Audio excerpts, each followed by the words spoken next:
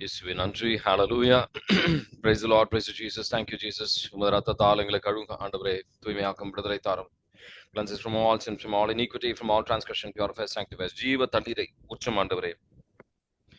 எங்கள் மேலும் எங்கள் உள்ளிலும் இயேசுவே நன்றி. Hallelujah. Praise the Lord. Praise to Jesus. Thank you Jesus. இன்னைக்கு வந்து யோபின் புத்தகம் 31வது அதிகாரம் அங்க 24வது வசனத்திலிருந்து 28வது வசனம் வரைக்கும் நீங்க வாசிங்க அப்படின்னு சொன்னா அங்க ஒரு முக்கியமான விஷயத்த வந்து நீங்க கவனிக்கலாம். அவர் ஆராதனையை பற்றி அவர் பேசுகின்றார். அவருக்கு எதிராக வந்த குற்றச்சாட்டுக்கு அவர் பதில் தருகின்றார். ஆராதனை அப்படின்றது நான் வந்து கரெக்டா செஞ்சிருக்கிறேன். ஆராதனை அப்படின்னு வந்து ஒரு பேர்ல நான் வந்து கடவுளை தான் வந்து நான் வந்து கடவுளுக்கு பதிலா வேற பல விஷயங்களை நான் வந்து ஆராதிக்கவில்லை, கடவுளை தான் நான் ஆராதித்தேன் அப்படின்னு சொல்லி அவரு பேசுறாரு. ஆராதனையை பற்றி முக்கியமா வந்து அவர் பேசுறாரு. ஆண்டவரின் பிரசன்னத்திற்கு வரும்போது எதற்காக வந்திருக்கின்றார், முழு இதயத்தோடு அவர் வந்து ஆராதனைக்காக முழு மனதில் வைத்துதான் வந்திருக்கிறாரு. தவறான ஒரு உள்ளத்தோடு அவர் வரவில்லை அப்படின்னு யோபின் புத்தகம் 31வது அதிகாரம் 24லிருந்து 28 வரைக்கும் வாசிங்கன்னா நீங்க இதை கவனிக்கலாம். நம்ம இன்னைக்கு ஆண்டவர் வந்து சொல்ல விரும்புறோம். நம்ம அந்த வசனங்களை வாசிக்க தேவை கிடையாது. ஆனா நம்ம இன்னைக்கு ஆண்டவர் நம்ம கிட்ட சொல்ல விரும்புற விஷயம் அப்படின்றது என்ன, ஆராதனைனா என்ன, எதற்காக, இது வழியாக நமக்கு அது எதற்காக, அது வெவ்வேறு விதமான ஆராதனைகள் இருக்கு, அதை நம்ம எப்படி வந்து செயல்படுத்தலாம் அப்படின்றத நம்ம இன்னைக்கு தெளிவாக புரிஞ்சுக்கலாம். முதல்ல முக்கியமா நம்ம புரிஞ்சுக்க வேண்டியது, ஆராதனை அப்படின்றது அவருக்கு உரிய விஷயம். புனித தாமஸ் அக்வைனா சொல்ற விஷயம் அப்படின்றது, ஆராதனை அப்படின்றது கடவுளுக்கு உரிய விஷயம். இணை சட்ட நூல் 6வது அதிகாரத்துல 13வது வசனம் அவருக்கு உரிய விஷயம். அவருக்கு நமக்கு கொடுக்க வேண்டிய ஒரு கடமை நமக்கு இருக்கின்றது. அது நமக்கு உள்ள ஒரு உணர்வுனால நம்ம செய்கின்ற ஒரு விஷயம்ன்றது மட்டும் கிடையாது. நமக்கு அது ஆண்டவருக்கு கொடுக்க வேண்டிய ஒரு கடமை இருக்கின்றது. இணை சட்ட நூல் 6:13 வாசிக்கிறீங்களா? உன் கடவுளாகிய ஆண்டவருக்கு அஞ்சி நட, அவருக்கு பணிந்து அவர் பெயராலே ஆணையிடு. ஆமீன். ஆமீன். திருப்பாடல் 29ல 2வது வசனம். திருப்பாடல் 29ல 2வது வசனம். அது வந்து நீதி ஆன ஒரு செயல். ஆண்டவருக்கே இருக்கிற எல்லா மகிமையும் என்பதனால அவருக்கு அது ஒரு நீதியான ஒரு செயல். திருப்பாடல் 29ல 2வது வசனம் வாசிக்கிறீங்களா? ஆண்டவரின் பெயருக்கேற்ற ஆட்சியை அவருக்கு உரித்தாக்குங்கள், தூய மாட்சி இலங்கும் ஆண்டவரை வழிபடுங்கள். ஆமீன். ஆமீன். அது வந்து அது மட்டும் இல்ல, இது வந்து ஒரு கட்டளை. விடுதலை பயண நூல் 20வது அதிகாரத்துல 3லிருந்து 5 வரைக்கும் வாசிங்கன்னா அது வந்து ஒரு நீதின்றது மட்டும் இல்ல, அத கடவுளோட ஒரு கட்டளை. அது வந்து ஒரு அபிப்பிராயம் கிடையாது. நீ இது செய்யறியாப்பா அப்படின்னு வந்து கேட்கிற ஒரு விஷயம் கிடையாது. ஒரு கட்டளைகள் அவர் கொடுத்திருக்கிறார் அப்படின்னு சொன்னா நம்ம நன்மைகளுக்காக இந்த கட்டளை, நம்ம நலன், இதுல நமக்கு ஒரு நலன் இருக்கு அப்படின்றது ஆண்டவருக்கு தெரியுன்றதுனால ஆண்டவர் நமக்கு தந்திருக்கின்ற ஒரு முக்கியமான ஒரு கட்டளை அப்படின்றது ஆராதனை, வர்ஷிப். ஆண்டவருக்கு கொடுக்கிற ஒரு ஆராதனை. விடுதலை பயண நூல் 20ல 3லிருந்து 5 வாசிக்கிறீங்களா? என்னை தவிர வேறு தெய்வங்கள் உனக்கு இருத்தல் ஆகாது. மேலே விண்வெளியில், கீழே மண்ணுலகில், பூமிக்கடியே நீர். அது வந்து ரொம்ப இன்டர்ஃபியரன்ஸ் இருக்கு. வேற யாராவது வாசிக்கிறீங்களா? என்னை தவிர வேறு தெய்வங்கள் உனக்கு இருத்தல் ஆகாது. மேலே விண்வெளியில், கீழே மண்ணுலகில், பூமிக்கடியே நீர்த்திரளில் உள்ள யாதொன்றின் சிலையையோ ஓவியத்தையோ நீ உருவாக்க வேண்டாம். நீ அவைகளை வழிபடவோ அவற்றிற்கு பணிவிடை புரியவோ வேண்டாம். ஏனெனில் உன் கடவுளும் ஆண்டவராகிய நான் இதை சகித்து கொள்ள மாட்டேன். என்னை புறக்கணிக்கும் மூதாயரின் பாவங்களை பிள்ளைகள் மேல் 3ஆம் 4ஆம் தலைமுறை மட்டும் தண்டித்து தீர்ப்பேன். ஆமேன். ஆமேன். திருவெளிபாடு 4வது அதிகாரத்துல 11வது வசனம் வாசிங்கன்னா, ஆண்டவரை ஆராதிப்பது அப்படின்றது ஒரு நீதிக்குரிய விஷயம். நீதிக்குரிய விஷயம் அப்படின்றது மட்டும் இல்ல, அவருக்கு மட்டும்தான் ஆராதனை என்றது, அவருக்கு மட்டும்தான் அந்த தகுதி, ஆராதனைக்கு தகுதியானவர், பாத்திரமானவர் அப்படின்றது இயேசு ஆண்டவர், விண்ணக தந்தை மட்டும்தான். இவங்க 2 பேர் மட்டும்தான். திருவழிபாடு உங்களுக்கு நேரம் இருக்கும்போது 4வது அதிகாரமும் 5வது அதிகாரமும் வாசிங்க அப்படின்னு சொன்னா அதுல ஆண்டவரை ஆராதிப்பதை நீங்க பார்க்கலாம். ஹெப்ரேயர் 13வது அதிகாரம் நினைக்கிறேன், அதுவும் நீங்க வந்து வாசிக்கலாம். ஆராதனையை குறித்து அதுல போட்டிருக்கும். திருவழிபாடு 4வது அதிகாரத்துல 11வது வசனம் வாசிக்கிறீங்களா? எங்கள் ஆண்டவரே, எங்கள் கடவுளே, மாட்சியும் மாண்பும் வல்லமையும் பெற நீர் தகுதி பெற்றவர். ஏனெனில் அனைத்தையும் படைத்தவர் நீரே. உமது திருவுளப்படியே அவை உண்டாயின, படைக்கப்பட்டன என்று பாடினார்கள். ஆமேன். ஆமேன். அவருக்கே அந்த தகுதி, அவருக்கே அந்த மாட்சி, அவருக்கு தான் வந்து அந்த இது எல்லாமே வந்து நம்மளை எல்லாரையும் உருவாக்கிறவர் கடவுள் தான். அவருக்கு அந்த ஒரே ஒரு காரணத்தினால நம்மளை மீட்டு எடுக்கின்றவர், அவர் ரத்தத்தால நம்மளை மீட்டு எடுக்கின்றார். அதுக்காக அவருக்கு அந்த தகுதி இருக்கின்றது, ஆராதனை பெறுவதற்காக அந்த தகுதி அவருக்கு இருக்கின்றது. இதே வந்து ஆராதனைனா என்ன, நமக்கு இன்னைக்கு புரிஞ்சிருச்சு. நம்ம வந்து அவருக்கு தகுதியானவர், அவருக்கு இது ஒரு கட்டளை, இது நமக்கு நன்மைக்காக இந்த கட்டளையை தந்திருக்கின்றார், அது ஒரு நீதியான செயல், அவருக்கு மட்டும்தான் ஆராதனை உரிய ஒரு விஷயம் அப்படின்றதெல்லாம் உணர்ந்திருக்கிறோம், நல்ல விஷயம். ஆனா ஆராதனைனா என்ன? சில பேர் இந்த பாடல் தான் ஆராதனைன்னு நினைச்சுக்குவாங்க. அப்படி இல்லை. ஆராதனைனா என்ன? 2 விதமாக நம்ம ஆராதனையை சிந்திக்க ஆண்டவர் புனித அக்வினாஸ் வந்து அழைக்கின்றார். 2 விதமாக ஆழமான இதயம், மனது இருந்து வர ஒரு ஆராதனை இருக்கின்றது. 2 விதமான ஆராதனை, உள்ளத்திலிருந்து மனதிலிருந்து வருகின்ற ஒரு ஆராதனை, இன்டீரியர் வர்ஷிப்பின் ஆழ் மனதிலிருந்து ஒரு ஆராதனை அப்படின்னு சொல்லுவாங்க. கரெக்டான ஒரு சிந்தனை முறையில் நம்ம ஆராதனை கடவுள் எதிர்பார்க்கின்றார். கரெக்டான ஒரு விதத்துல வந்து நம்ம கடவுளை ஆராதிக்கணும். அது எப்படின்னா, கரெக்டான விதம், உள்ளத்திலையும் மனதிலையும் கரெக்டான விதத்துல கடவுளை எப்படி ஆராதிப்பது? முதல்ல விசுவாசத்தில் நம்ம கடவுளை ஆராதிக்கணும். கடவுள் மேல பெருசா நம்பிக்கை இல்லை, நல்ல பாடல்கள் பாடணும், நம்ம பாட முடியும் நம்மளால நல்லா. சில ஹிந்துஸ் எல்லாம் பாத்தீங்கன்னா அவங்கெல்லாம் வந்து சில ஆண்டவரை தெரியாதவர்கள், இப்போ வந்து சில ஆடியோ ரெக்கார்டிங்காக அவங்கள அழைப்பாங்க, அவங்க நல்ல விதமா வந்து கடவுளோட பாடலை வந்து அவங்களால பாட முடியலாம், அதுக்காக அது ஆராதனை ஆயிடாது. நம்ம உள்ளத்துல விசுவாசத்திலையும் கடவுள் மேல முழு நம்பிக்கையோட நம்ம விசுவாசத்துல நம்ம எது செய்கின்றோமோ அது ஒரு ஆராதனைக்கு உரிய விஷயம். அதே நேரத்துல விசுவாசம் மட்டும் இருந்தால் அது ஆராதனையா ஆகணும்னு அவசியம் கிடையாது. விசுவாசத்தோட கடவுள் இன்னும் வேற 3 விஷயங்களை எதிர்பார்க்கின்றார். ஆராதனை என்றால் இந்த 4 விஷயங்கள் இருக்கணும். முதல் விஷயம், அடித்தளம் அப்படின்றது விசுவாசம் அப்படின்றது. விசுவாசம் இல்லாம கடவுளை நம்மள உகந்தவர்களாக நம்ம இருக்க முடியாது. ஹெப்ரேயர் 11வது அதிகாரம் 6வது வசனம். ஹெப்ரேயர் 11:6 வாசிக்கிறீங்களா?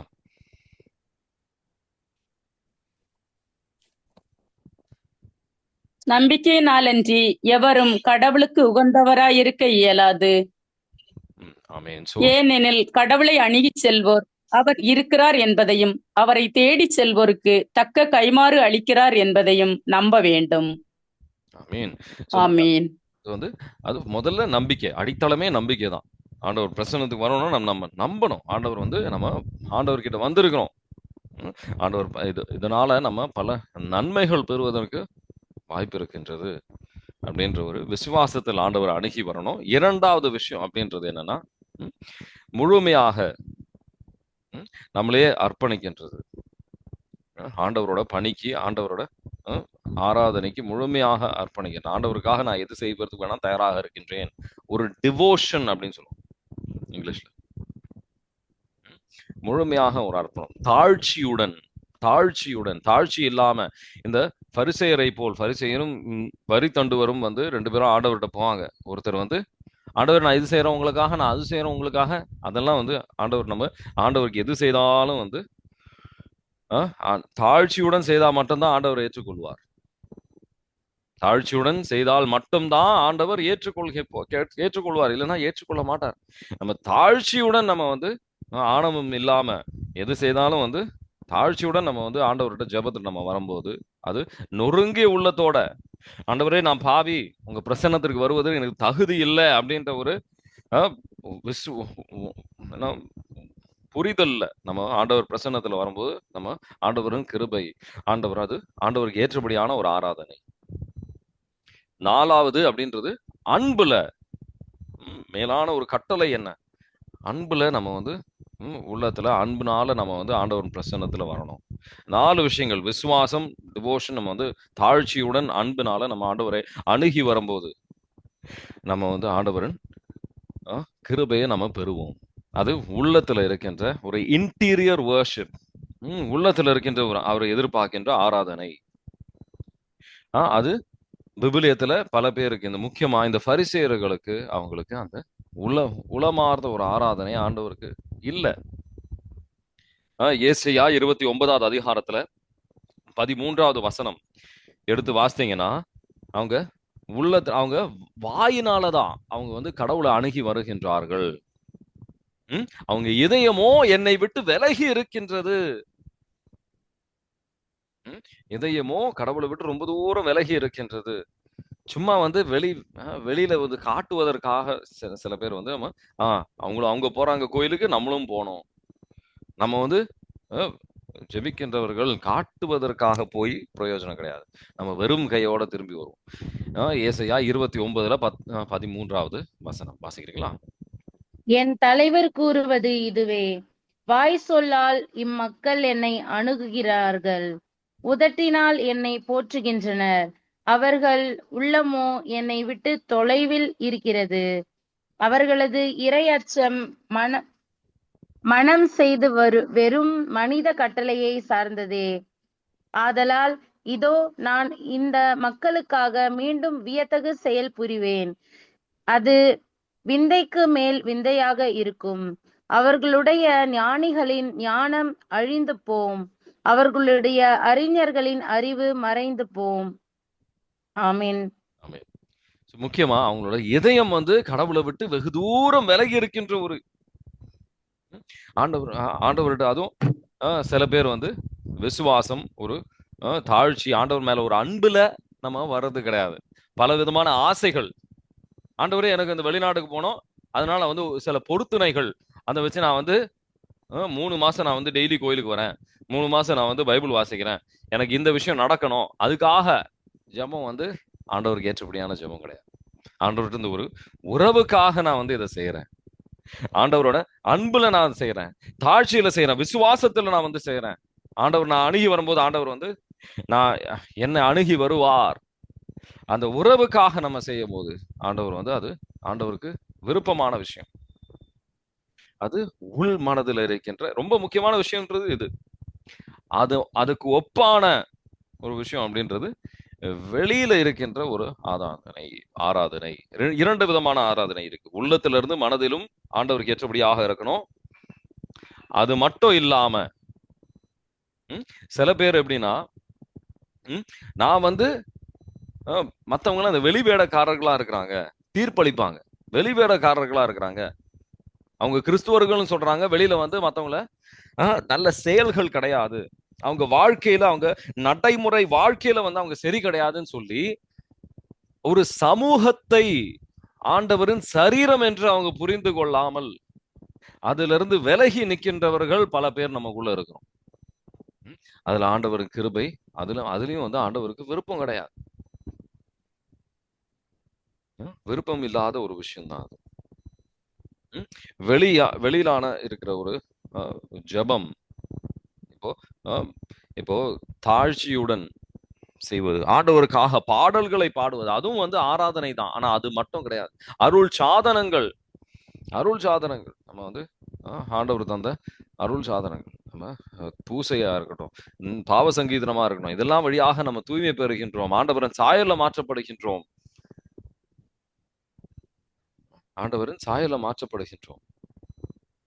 அதுல வந்து நமக்கு ஒரு சில கட்டுப்பாடுகள் வருகின்றது.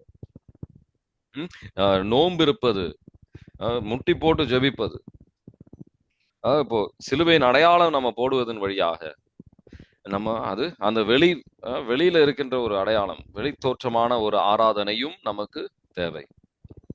இந்த சமூகத்தோட இருந்து ஜெபிப்பது முதலாக ஆவியானவர் வல்லமையாக வந்தது ஒரு சமூகத்துல தான் வந்தார். அவர்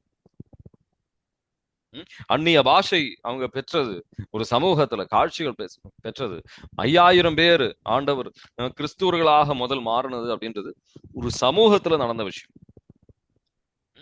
அதை நம்ம புரிஞ்சுக்கணும். பல நேரத்துல சமூகத்துல சில தவறுகள் நடக்குது அப்படின்றதுனால நம்ம பல பேர் பிரிஞ்சு போறதை நான் பார்த்திருக்கிறேன்.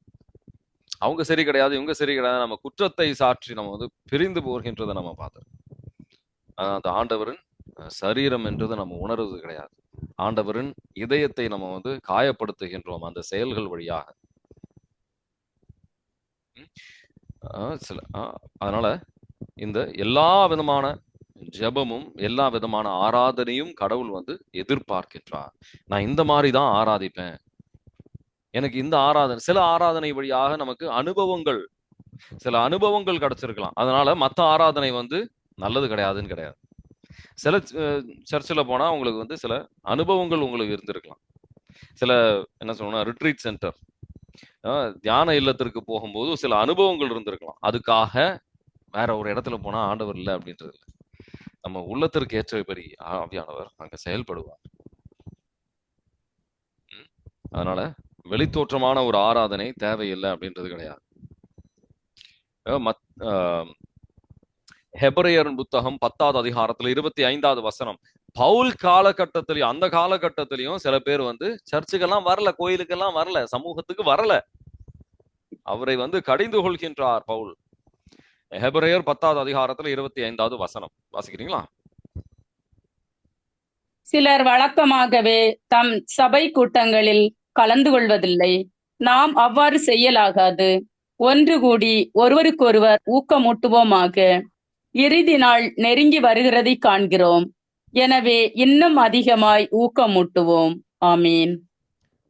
இன்னும் அதிகமாக நம்ம ஊக்கமூட்டும். விசுவாசம் இருக்குன்றது மட்டும் பத்தாது, ஆண்டவர் எதிர்பார்க்கின்ற செயல்களை நம்ம செய்யணும். யாக்கோபின் நூல் 2வது அதிகாரத்துல 17வது வசனம். யாக்கோபின் நூல் 2வது அதிகாரத்துல 17வது வசனம். விசுவாசம் இருக்கு. சில பேர் நான் உள்ளத்துல இருந்து 10 நிமிஷம் ஜெபிச்சா போதும் அப்படின்னு நினைக்கிறவங்களாம் இருக்கிறான். இல்ல, ஆண்டவருக்கு உரிய நேரத்தையும் நம்ம கொடுக்கணும். உள்ளத்துல அந்த அன்புன்னு அப்படின்னு சொன்னா, ஆராதனை அப்படின்னு சொன்னா ஆண்டவருக்கு நேரத்தை பலி கொடுக்கணும். சில பேர் நான் காணிக்கை கொடுக்குறேன் அது போதும் அப்படின்னு நினைச்சுக்கிறாங்க. இல்ல, பொருளாதாரம் வழியாக ஆராதனை மற்றும் பத்தாது, நேரத்தின் ஆராதனை, எல்லாத்தையும் நம்ம வேலையில் ஒரு ஆராதனை, வேலையில் நம்ம ஆண்டவருக்கு சாட்சியாக இருக்கணும். எல்லா விதத்திலையும் ஆராதனை அப்படின்றது சில நேரத்திற்கோ சில இடத்திற்கோ ஒரு மட்டும் இருக்கிற ஒரு விஷயம் கிடையாது. யாக்கோபின் நூல் 2வது அதிகாரம் 17வது வசனம் வாசிக்கிறீங்களா? அதை போலவே நம்பிக்கையும் செயல் வடிவம் பெறாவிட்டால் தன்னிலே உயிரற்றதா இருக்கும். ஆமீன். சில பேர் அதெல்லாம் புரிஞ்சுக்கிறது கிடையாது. ஆராதனைனா நான் போய் ஜெபிக்கிறது மட்டும்தான் ஆராதனை, ஆண்டவருக்காக பாட்டு பாடுவது மட்டும்தான் ஆராதனை, சில உணர்வுகள் நம்ம பெறுகின்றது மட்டும்தான் ஆராதனை அப்படின்னு நினைச்சிட்டு இருக்கிறோம். அது தவறான எண்ணம். ஆராதனைனா கீழ்ப்படிதல். 1 சாமுவேல் 15வது அதிகாரம் 22, 23. ஆவியானவர் நம்மளோட துணையாளர் நம்மோடு கடவுளுக்கு ஏற்றபடியான அவரோட வார்த்தைக்கு ஏற்றபடியான செயல்பாடு நம்ம வாழ்க்கையில கீழ்ப்படியணும். எல்லாரோட நம்ம ஒத்து போகணும். நம்ம எல்லாரோடையும் நம்ம அழுவாரோடு அழுகணும். நம்ம அவரோட நான் எல்லாரோட நல்ல உறவரோடு நம்ம இருக்கணும். ஒரு சமூகமாக அவர் விட்டு சென்றிருக்கின்றார். 1 சாமுவேல் 15வது அதிகாரத்துல 22வது வசனம் வாசிக்கிறீங்களா? 22, 23. அப்போது சாமுவேல் கூறியது, ஆண்டவருக்கு மகிழ்ச்சி தருவது எரிபலிகள் பிற பலிகள் செலுத்துவதா? அவரது குரலுக்கு கீழ்ப்படிவதா? கீழ்ப்படிதல் பலியை விட சிறந்தது. கீழ்ப்படிதல் ஆட்டுக்கிடாய்களின் கொழுப்பை விட மேலானது. கலகம் சூனியத்திற்கு நிகரான பாவம். முரட்டுத்தனம் சிலை வழிபாட்டுக்கு ஒப்பான குற்றம். நீர் ஆண்டவரின் வார்த்தையை புறக்கணித்தீர். அவரும் உம்மை அரச பதவியினின்று நீக்கிவிட்டார். ஆமீன். ஆமீன். ஆமோஸின் புத்தகம் 5வது அதிகாரம் 21 23. சில பேர் சமூகத்தை வெறுக்கின்றது அப்படின்றது இயேசு ஆண்டவரை, அவரோட அவருடைய சரீரத்தை வெறுக்கின்றது ஒப்பாக விஷயம். இயேசு ஆண்டவரை வெறுக்கின்றது ஒப்பாக விஷயம். இயேசு ஆண்டவரோட திருச்சபை அப்படின்றது இயேசு ஆண்டவரோட ஒரு ஒரு வைஃபாக அங்க போட்டிருக்கும், மனைவியாக அங்க போட்டிருக்கும். ஆமோஸின் புத்தகம் 5வது அதிகாரம் 21 23 வாசிக்கிறீங்களா? சில பேர் நமக்குள்ள இந்த வெறுப்பின் கடவுளை நம்ம உள்ளத்தை உங்கள் திருவிழாக்களை நான் வெறுத்து அருவருக்கின்றேன். உங்கள் வழிபாட்டு கூட்டங்களில் எனக்கு விருப்பமே இல்லை. எரிபலிகளையும் தானிய படையல்களையும் எனக்கு நீங்கள் செலுத்தினாலும் நான் ஏற்க மாட்டேன். கொழுத்த விலங்குகளை நல்லுறவு பலிகளாக செலுத்தும் போது நான் ஏறெடுத்தும் பார்க்க மாட்டேன். என் முன்னிலையில் நீங்கள் இரைச்சலிட்டு பாடும் பாடல்களை நிறுத்துங்கள். உங்கள் வீணைகளின் ஓசையை நான் கேட்க மாட்டேன். ஆமீன். ஆமீன். ஏன்னா அது உள்ளத்துல கடவுள் மேல அன்புனால வரல, சில கடமைகள்னால நம்ம செஞ்சுக்கிட்டு இருக்கிறோம். நமக்கு புரிதல்ல இருந்து செஞ்சுட்டு இருக்கோம், இதயத்துல இருந்து வரல. மற்றவர்கள் நம்ம வெறுத்துக்கிட்டு கடவுள்கிட்ட நம்ம பாடல் பாடுறதுல ஒவ்வொரு ஆண்டவருக்கு பிடிக்கிற விஷயமே கிடையாது. ஆண்டவர் ஆராதனை அப்படின்றது நம்ம வாழ்க்கையில, நடைமுறை வாழ்க்கையில அன்புல நம்ம செயல்பட்டாதான் நம்ம அன்பு உள்ளத்துல இருக்கின்ற அன்பு ஆண்டவர் பார்த்து நம்ம அதுவே ஆண்டவருக்கு ஆராதனையாக மாறும். மற்றவர்களை நம்ம வெறுத்துட்டு நம்ம நம்ம ஆராதனை நான் செய்கின்றேன், கடவுள் ஏற்றுக்குவாரு, ஏற்றுக்கொள்ள மாட்டார். ஒரு சமூகத்தை, ஆண்டவரின் சமூகத்தை நம்ம நேசிக்கணும். அவங்க குறைவுகளோட எப்படி நம்மளை ஆண்டவர் குறைவுகளோட ஏற்றுக்கொள்கின்றாரோ அதே போல நம்ம சமூகத்தை குறைவுகளோட ஏற்றுக்கொள்ளணும். திருப்பாடல் 100 2 வரைக்கும் எடுத்து வாசிப்பாங்க. ஆண்டவரோட பிரசன்னம், ஆண்டவரோட ஆலயத்துக்கு நம்ம வரணும், அங்க நம்ம ஜெபிக்கணும் அப்படின்றது ஆண்டவரோட விருப்பம். திருப்பாடல் 100 2-4 வாசிக்கிறீங்களா? ஆண்டவரே மகிழ்ச்சியுடன் வழிபடுங்கள், பாடலுடன் அவர் திரும்பில் வாருங்கள். ஆண்டவரே கடவுள் என்று உணருங்கள். அவரே நம்மை படைத்தவர், நாம் அவர் மக்கள், அவர் மேய்க்கும் ஆடுகள். நன்றியோடு அவர்தம் திருவாயில்களில் நுழையுங்கள். புகழ் பாடலோடு அவர்தம் முற்றத்திற்கு வாருங்கள். அவருக்கு நன்றி செலுத்தி அவர் பெயரை போற்றுங்கள். ஆமீன். ஆமீன். சோ அவரு ரத்தத்தால கழுவி நம்மளை தூய்மைப்படுத்திருக்கின்றார் அப்படின்றத புரிந்து கொள்ள ஆண்டவர் அழைக்கின்றார். அந்த ரத்தத்தால கழுவின ஒரு சமூகத்தை நம்ம புறக்கணிக்க கூடாது. ஆண்டவருக்கு விருப்பம் இல்லாத ஒரு செயல். சில பேர் கோயில இருக்கிற குருத்துவரை இல்ல கன்னியரை பிடிக்கல அப்படின்றதுனால, சில பேர் அங்க வர நபர்களை பிடிக்கல அப்படின்றதுனால வேற பூசைக்கு போவது கூட ஆண்டவருக்கு விருப்பமான விஷயம் கிடையாது. வெறுப்பை வச்சுக்கிட்டு நம்ம இன்னொரு இடத்துக்கு போவது அப்படின்றது ஆண்டவருக்கு விருப்பமான விஷயம் கிடையாது. அது கடைசியில சாத்தானதான் நம்ம ஆராதிக்கிட்டு இருக்கோம், நம்மளதான் நம்ம ஆராதிச்சுக்கிட்டு இருக்கோம். அதை புரிந்து கொள்ள ஆண்டவர் அழைக்கின்றார். அவங்களுக்கு பல குறைவுகள் இருக்கும், ஆனா அவங்க அந்த குறைவுகளோட ஏற்றுக்கொள்ள நம்ம கத்துக்கணும். இதே சில பேர் ஆராதனை அப்படின்றது கடவுளுக்கு மட்டும், வேற யாரையும் நம்ம ஆராதிக்க கூடாது, கடவுளுக்கு மட்டும் இருக்கிற ஒரு விஷயம். அந்த லாத்ரியா அப்படின்னு சொல்லுவாங்க, தாத்தின் மொழியில லாத்ரியா. ஆண்டவரை ஆராதனை கடவுளுக்கு மட்டும் உரிய விஷயம். சில பேர் மாதாமாவை சில பேர் புனிதர்களை, அந்தோணியாரையா இருக்கலாம், சில பேர் அந்த வேற புனிதர்களை ஆராதிக்கின்றது, அதெல்லாம் தவறு. மாதாமாவுக்கு அதிகமான ஒரு முக்கியத்துவத்தை கடவுள் கொடுத்திருக்கின்றார் என்றது உண்மைதான். புனிதர்களுக்கு ஒரு முக்கியத்துவத்தை கொடுத்திருக்கின்றார். ஆமா, புனிதர்களும் மேலாக மாதாமா ஆண்டவர் வச்சிருக்கலாம். ஆனா ஆராதனை அப்படின்றது அவங்களுக்கு ஒரு மதிப்பை கொடுக்கலாம், அவங்க ஜபத்தை நம்ம கேட்கலாம். ஆராதனை அப்படின்றது கடவுளுக்கு மட்டும்தான். ஆராதனை வழியாக மிக முக்கியமான விஷயம் அப்படின்றது நமக்கு ஒரு நிறைவு, உண்மையான ஒரு நிறைவு, தருவது அப்படின்றது ஆராதனை தான். நமக்கு வேற பல விஷயங்கள்ல வந்து ஒரு ஒரு சந்தோஷம் நமக்கு கிடைச்சிருக்கு. ஒரு நிலையான சந்தோஷம் அப்படின்றது நம்மளை விட்டு நீங்காத ஒரு நிறைவான ஒரு சந்தோஷம், மகிழ்ச்சி பெறுவது அப்படின்றது ஆராதனையில மட்டும் கிடைக்கிற ஒரு விஷயம். அதுல வந்து ஆண்டவரோட இணைகின்றோம். இந்த அருள் சாதனங்கள் வழியாக, பூசை வழியாக ஆண்டவரோட ஒன்றிப்புக்கு நம்ம வருகின்றோம். அதுல அந்த ஒரு ஒன்றிப்பு வழியாக நமக்குள்ள ஒரு மாற்றத்தை, நம்ம உள்ளம் நொறுங்கி, ஆண்டவரே நான் இந்த விதத்துல நான் பாவத்தை செய்திருக்கின்றேன், இந்த பாவங்களை நான் விட்டு விடுகின்றேன் அப்படின்னு நம்ம சொல்லும் போது ஆண்டவர் நமக்குள்ள ஒரு மேலான மாற்றத்தை ஆண்டவர் கொண்டு வருவார், ஒரு விடுதலையை கொண்டு வருவார்.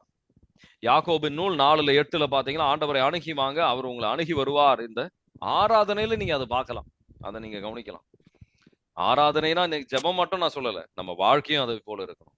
ஆராதனை அப்படின்றது விடுதலை தருகின்ற விஷயம். வசனங்கள் வாசிக்க தேவையில்ல, நேரம் இல்ல.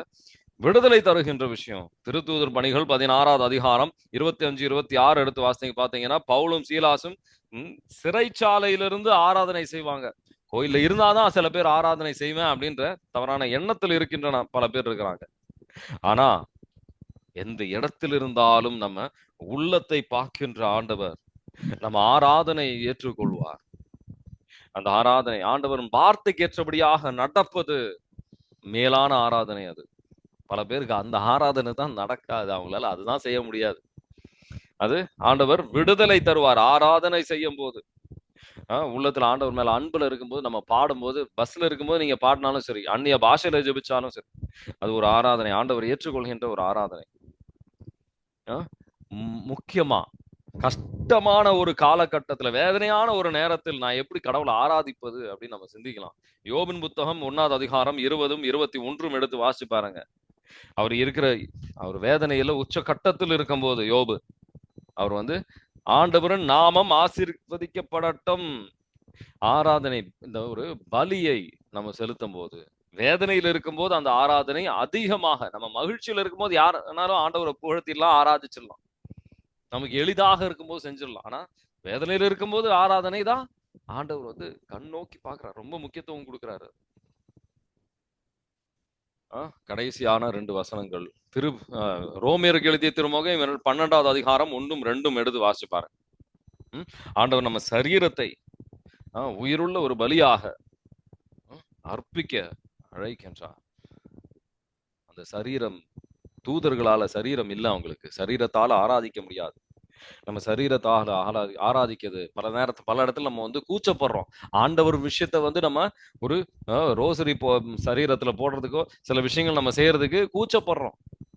சிலுவையை போறதுக்கே சில பேர் கூச்சப்படுறாங்க. பாவத்தை செய்யறதுக்கு அந்த அளவுக்கு கூச்சமே கிடையாது. வேதனைக்கு உரிய விஷயங்கள் இதெல்லாம். ஆராதனை பத்தி பேசணும்னு இன்னும் ஒரு 1/2 மணி நேரம் பேச வேண்டிய ஒரு விஷயம் அது. ஆக்சுவலா மாதாமாட்ட ஜெபிப்போம். ஆராதனை, உண்மையான ஒரு ஆராதனைக்கு நம்ம வந்து மாதாமா அழைத்து செல்வார் நம்மள ஒவ்வொருத்தரையும். உங்க ரத்தத்தால் எங்களை கழுவும் ஆண்டவரை, தூய்மையாக்கும், விடுதலை தாரும், அனைத்து விதமான கட்டுகள் உடைக்கப்படுத்தும் ஆண்டவரை. Bind and cast every unclean spirit from the mighty name of Jesus we pray. பல விதமான தவறான ஆராதனை முறைகள், சிந்தனைகள் எங்க உள்ளத்துல இருந்திருக்கின்றது. ஆழமான உறவுக்கு வருவதற்காக, உங்களுக்கு ஏற்றபடியான ஆராதனை தருவதற்கு எங்களை ஒவ்வொருத்தரையும் ஆயத்தப்படுத்தும் ஆண்டவரை. எல்லா கட்டுகளும் உடைக்கப்படுத்தும். Bind and cast every unclean spirit from the mighty name of Jesus we pray. Amen. God bless you. Have a nice day.